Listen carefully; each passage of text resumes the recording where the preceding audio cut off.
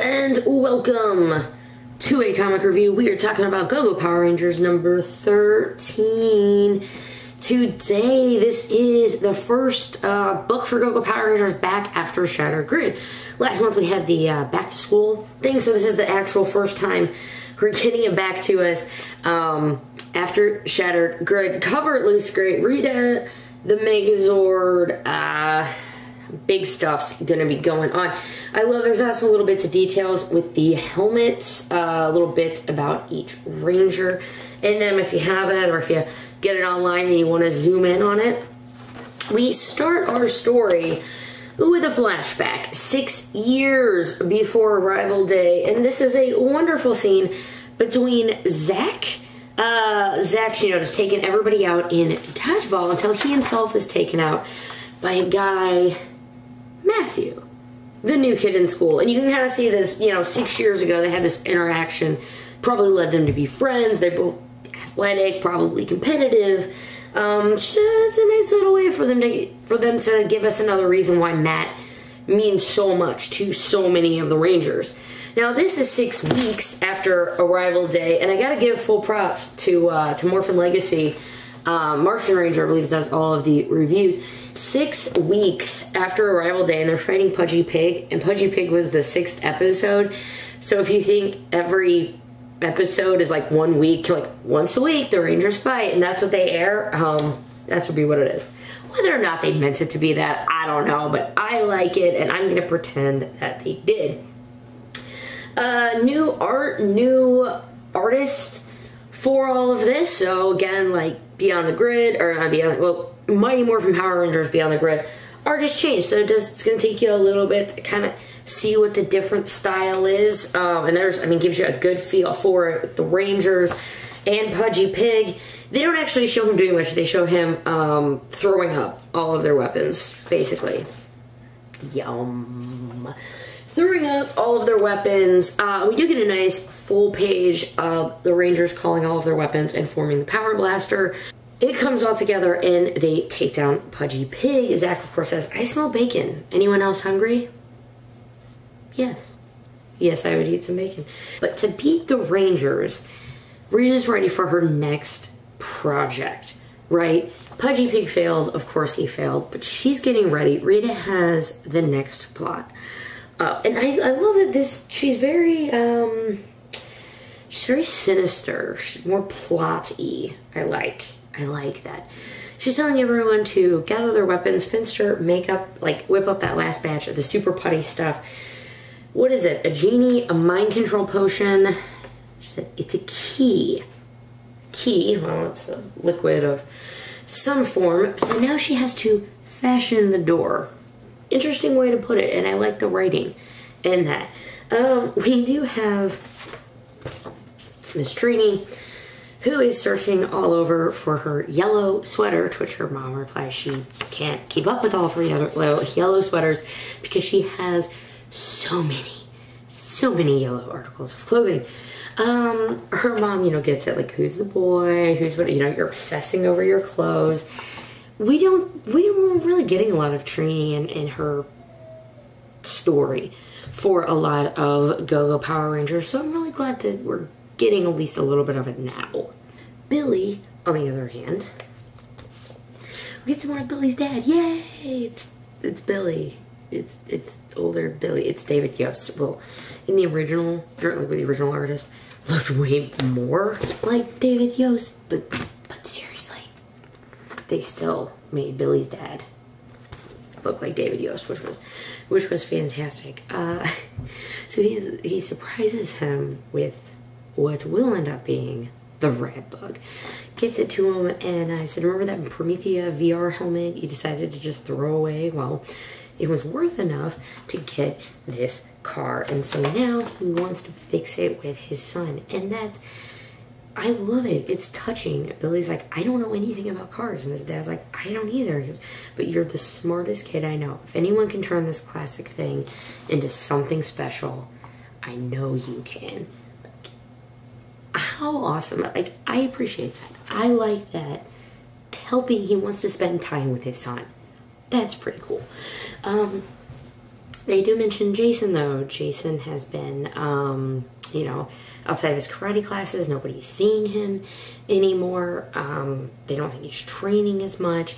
He goes on to say everything's fine, why wouldn't it be? And things that we've learned were, his dad's sick. They don't say exactly what it is, but we do kind of get the update on Jason's dad and that whole situation with him being sick in bed.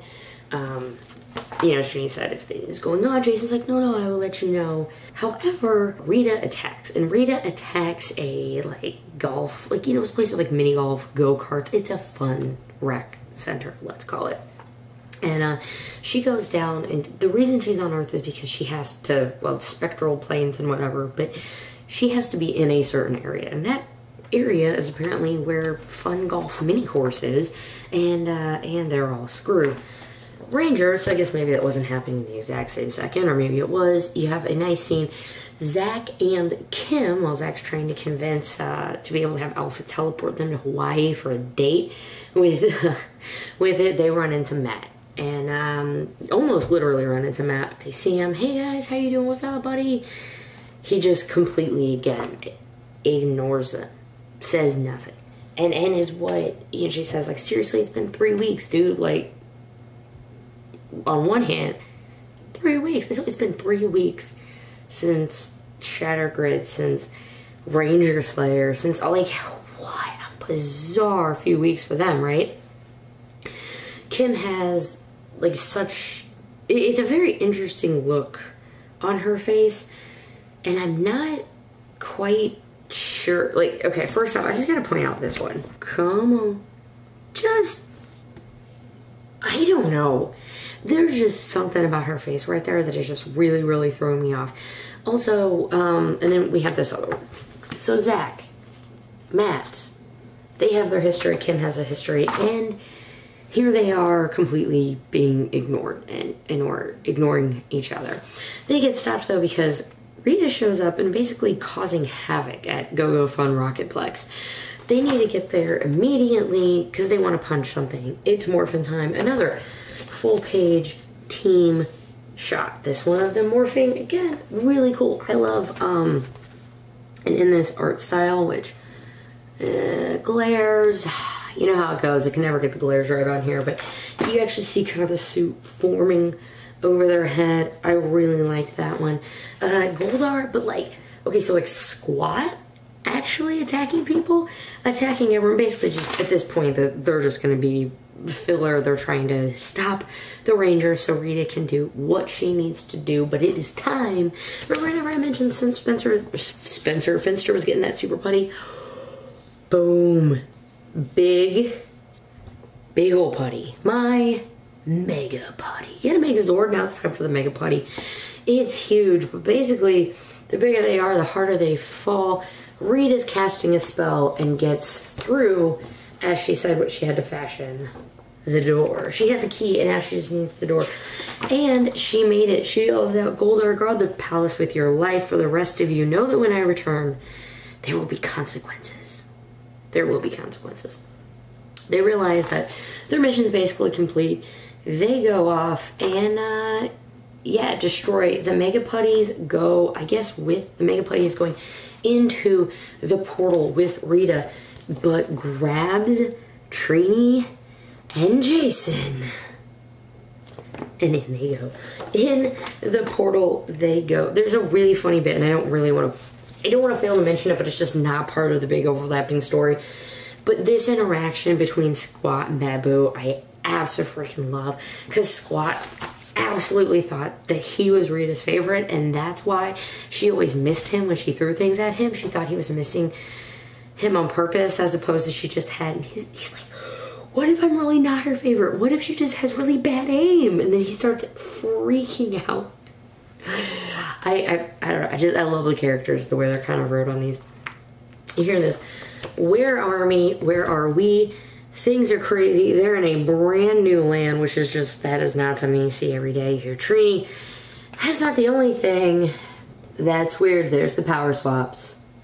There's the power swaps. And potentially, now maybe we know why on some of the covers we were just having Trini and Jason be the ones that were color swapped, because perhaps it's just the two of them for the first little bit, but it won't work.